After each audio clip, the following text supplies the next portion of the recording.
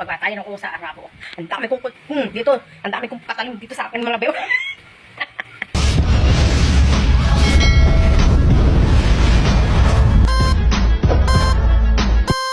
Ayan guys, bago tayo magsimula sa ating mga gawain, syempre, painitin muna natin ang ating mga sikmura dahil mahirap pong kumilos kapag walang laman ng tiyan. Ito na nga lang po ang aking naglalaman sa tiyan kung kape na nga lang.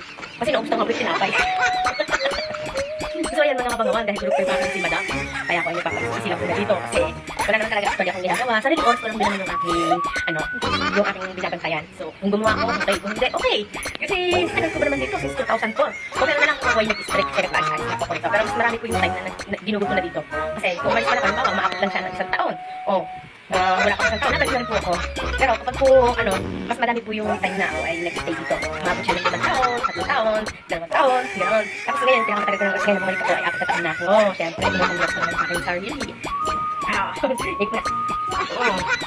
Kaya kayo mga kabanguan, kapag nasa trabaho kayo, 100 times yung pag-isipan bago kayo umalis. Kasi ang laking panghihinayang po talaga yung mawawala sa iyo. Dapat 20 years na rin akong may SS, mga benefits. Kasi dahil paas-alis na po ako, kaya yun, putol-putol.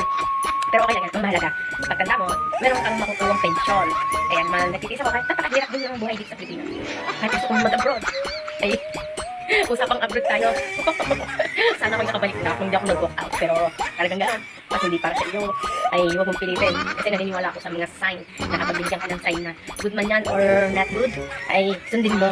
Kung ano man yung isip na tumutugon sa puso mo, kailangan mo pa rin sundin. Kasi mahirap mag-desisyon ng maling desisyon. So yun, maraming beses kasi akong binigyan ng sign.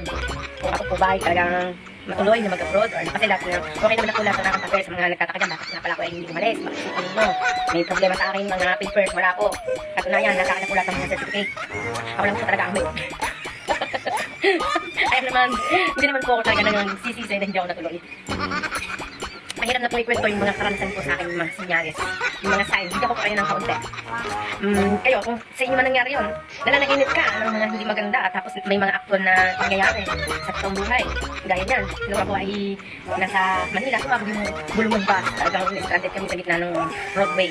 Then, bukod pa dyan, yung panaginip ko ay kaya yung mga hair, mga ngipin, tapos nagupay ka ng balon, malaking na mga balon. Tapos panaginip ko pa, nung buhay pa yung mama ko, nung ako ay malapit ng malis, nanaginip ako na nakipagpatayan ako sa Arabo. Ang dami kong dito, ang dami kong patalim dito sa akin mga bew. So, kaya ako tayo magpapadalos-dalos ng decision. Noong panahon pa naman na yun, ay talagang pandemic, talagang ang dami naman tayo. Ang dami pa yun, di ba? So, ayun. Talagang hindi na ako nagkamali sa akin piniling decision. Hindi pa yung mga karanasan na marami pa talaga guys. Kaya, salamat na lang mga kaibigan kasi sinunod ko yung nasa puso. Kaya ngayon, kung makaisip man akong umalis, siguro din ko na maraming kasi. Dahil baka pag nagsa naman ako dito, sa trabaho ko, ay isang malaking panghinayang na aking pakakawala.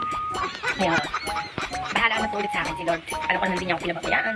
Dahil hanggang ngayon, nabubuhay pa rin ako at kumakain pa rin. Kahit pa paano, kahit marami tayong problema sa buhay, huwag natin isusuko yan dahil andyan lang si Lord na ating kapanalig, tagapagligtas ng ating buhay. So, yan lang po at ingat po kayong lahat. Nawa ay ganitong palaan po tayo ni Lord sa araw-araw. Thank you for watching.